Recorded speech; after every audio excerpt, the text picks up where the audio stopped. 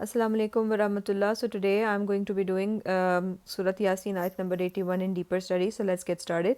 A'udhu billahi minash shaitanir rajim. So ayat number 81 is أَوَلَيْسَ الَّذِي خَلَقَ السَّمَاوَاتِ وَالْأَرْضَ بِقَادِرٍ عَلَىٰ أَن يَخْلُقَ مِثْلَهُم بَلَىٰ وَهُوَ الْخَلَّاقُ الْعَلِيمُ.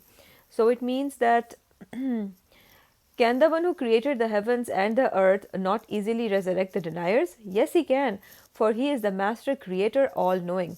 So look at the creation of the heavens and the earth. We can only see the first heaven because it's the seen universe, because Allah said, because it's been said that the you know we have adorned the heaven of this earth with stars. So as far as we can see the stars, it's still the first heaven. So Allah created 7 heavens and then also the earth. We can only see the first heaven, and that also not completely.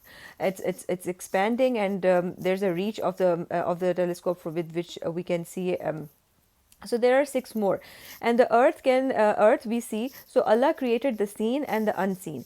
Now think for a moment that the one who created all this, is he not capable of creating humans again?